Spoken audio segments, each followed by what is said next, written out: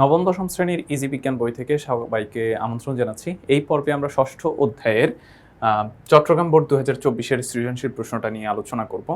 আমরা একটু প্রশ্নটার দিকে খেয়াল করে দেখি। প্রথম প্রশ্নটা হচ্ছে ব্যাচিং কাকে বলে?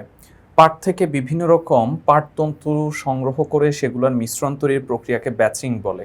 অর্থাৎ পাট থেকে বিভিন্ন রকম তন্তু সংগ্রহ করা হবে, সংগ্রহ করার পর সেগুলোর মিশ্রণ তৈরির প্রক্রিয়াকেই হচ্ছে ব্যাচিং বলা হয়ে থাকে। আচ্ছা, সেকেন্ড প্রশ্ন হচ্ছে ডেক্রন কি ধরনের তন্তু? ডেক্রন হচ্ছে এক ধরনের কৃত্রিম তন্তু। তন্তু মূলত দুই প্রকার, একটা হচ্ছে প্রাকৃতিক আর একটা হচ্ছে কৃত্রিম।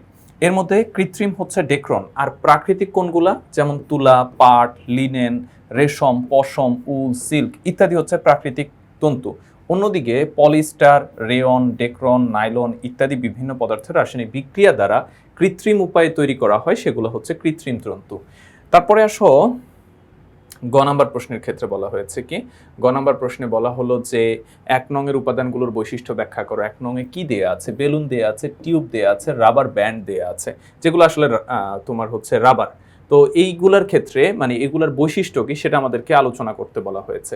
দেখো, উদ্দীপকে 1 নংয়ের পণ্যগুলো হচ্ছে রাবারজাত পণ্য।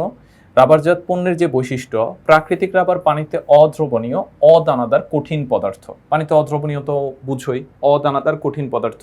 তারপরে রাবার কিছু কিছু জৈব দ্রাবক যেমন অ্যাডিটোন, মিথানল এগুলাতে অদ্রবণীয় হলেও টারপেন্টাইন, তারপর হচ্ছে পেস্ট্রোল, ইথার, বেনজিন এগুলাতে হচ্ছে সহজেই দ্রবণীয়। এগুলো এক একটা দ্রবণ আর কি। হ্যাঁ, তোমার হচ্ছে জৈব দ্রাবক, তোমার হচ্ছে অদ্রবণীয় ও জৈব দ্রাবক, টারপেন্টাইন, তারপর হচ্ছে পেস্ট্রোল, তারপর ইথার, বেনজিন এগুলোতে হচ্ছে সহজেই দ্রবণীয় হয়ে থাকে।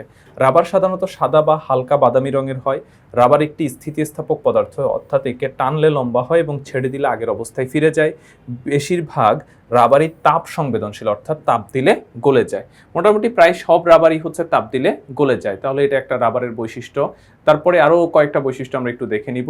বিশুদ্ধ রাবার বিদ্যুৎ এবং তাপ কুপরিবাহী, রাবারের রাসায়নিক ধর্ম। আচ্ছা, বিশুদ্ধ রাবার হচ্ছে বিদ্যুৎ এবং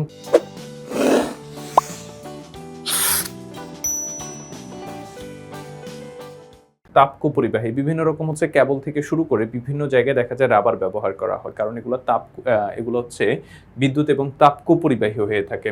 আচ্ছা, রাবারকে তাপ দিলে এর আয়তন কমে যায়, এটা হচ্ছে রাসায়নিক। তারপরে রাসায়নিক ধর্ম। তারপরে রাবার দুর্বল ক্ষার, অ্যাসিড, পানি ইত্যাদির সাথে বিক্রিয়া করে না। রাবার বাতাসের অক্সিজেন ও ওজনের গ্যাসের সাথে বিক্রিয়া করে। রাবার দীর্ঘদিন রেখে দিলে তা ধীরে ধীরে ক্ষয়প্রাপ্ত হয়ে নষ্ট হয়ে যায়, কারণ রাবার তো অক্সিজেন এবং ওজনের সাথে বিক্রিয়া করে। তো যদি আমি কোথাও দীর্ঘদিন রেখে দিই, সেটা ধীরে ধীরে ক্ষয়প্রাপ্ত হয়ে কি হয়ে যাবে? নষ্ট হয়ে যাবে। আর এটা হচ্ছে দুর্বল ক্ষার, অ্যাসিড, পানিগুলোর সাথে হচ্ছে বিক্রিয়া করে না, এবং রাবারকে তাপ দিলে আয়তন কমে যায়। এগুলো হচ্ছে রাসায়নিক বৈশিষ্ট্য। আর ভৌত বৈশিষ্ট্য কি? বিশুদ্ধ রাবার বিদ্যুৎ এবং তাপ কুপরিবাহী হয়ে থাকে। তারপরে হচ্ছে তোমার যে প্রাকৃতিক রাবার পানিতে অদ্রবণীয় এবং অদানাদার কঠিন পদার্থ। কিছু জৈব দ্রাবকে দ্রবীভূত হয়, কিছুতে দ্রবীভূত হয় না। রাবার সাধারণত সাদা বা হালকা বাদামি রঙের হয়। রাবার একটি স্থিতিস্থাপক পদার্থ। স্থিতিস্থাপক পদার্থ মানে যাকে টানলে লম্বা হয়, ছেড়ে দিলে পূর্বের অবস্থায় ফিরে আসে। বেশিরভাগ রাবারই তাপ সংবেদনশীল, অর্থাৎ তাপ দিলে গলে যায়। আচ্ছা, এরপরে আসো 2 নম্বরে। 2 নং বিক্রিয়া উৎপন্ন পদার্থটি পরিবেশের ভারসাম্যহীনতার জন্য দায়ী। 2 নংয়ে কি দেয়া আছে? 2 নংয়ে দেয়া আছে হচ্ছে যে এন সংখ্যক ইথিলিন উচ্চ চাপ এবং তাপ দেয়া হচ্ছে, সেই সাথে অক্সিজেন প্রভাবক হিসেবে ব্যবহার করতেছে। তাহলে এখান থেকে অবশ্যই কি উৎপন্ন হবে? পলিথিন উৎপন্ন হবে। এখান থেকে অবশ্যই পলিথিন উৎপন্ন হবে। এইটা কিন্তু এই অধ্যায়ের খুবই কমন একটা বিক্রিয়া, যে ইথিলিনকে উচ্চ চাপ এবং তাপে অক্সিজেনের সাথে অক্সিজেন প্রভাবক ব্যবহার করা হলে এক্ষেত্রে পলিথিন উৎপন্ন হয়।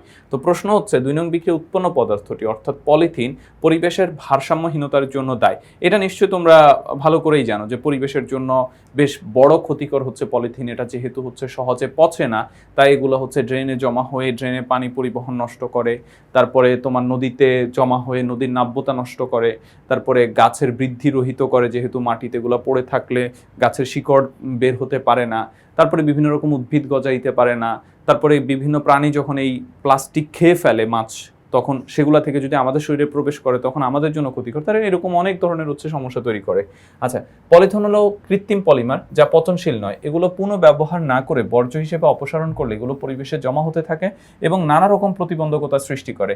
একইভাবে পলিথিন বর্জ্য পরিকল্পিত উপায়ে ব্যবস্থাপনা না করা হলে এর বড় একটা অংশ নদ নদী, খাল বিল, জলাশয়ে গিয়ে পড়ে। এভাবে জমতে জমতে একসময় নদীর গভীরতা কমে যায়, যা নাব্যতার জন্য মারাত্মক হুমকি হয়ে দাঁড়ায়। আবার পলিথিন বর্জ্য মাটির সাথে মিশে মাটির উর্বরতা শক্তি নষ্ট করে দেয়। এমনকি পলিথিন বর্জ্য গবাদি পশুর খাবারের সাথে মিশে তাদের মাংস চর্বিতে জমা থাকে। এই সমস্ত পশুর মাংস খেলে ক্যান্সারের মতো মারাত্মক রোগে আক্রান্ত হওয়ার সম্ভাবনা বেশি হয়। তাই উদ্দীপকে 2 নং বিক্রিয়া উৎপন্ন পদার্থটি পলিথিন পরিবেশের ভারসাম্যহীনতার জন্য দায়ী। তো এই ছিল সৃজনশীলের হচ্ছে 4টা প্রশ্নের অ্যান্সার। আশা করি তোমরা বুঝতে পেরেছো। প্রশ্নগুলো খুব সুন্দর লিখিত আকারে পেতে চাইলে অবশ্যই ইজি বিজ্ঞান বই সংগ্রহ করতে হবে।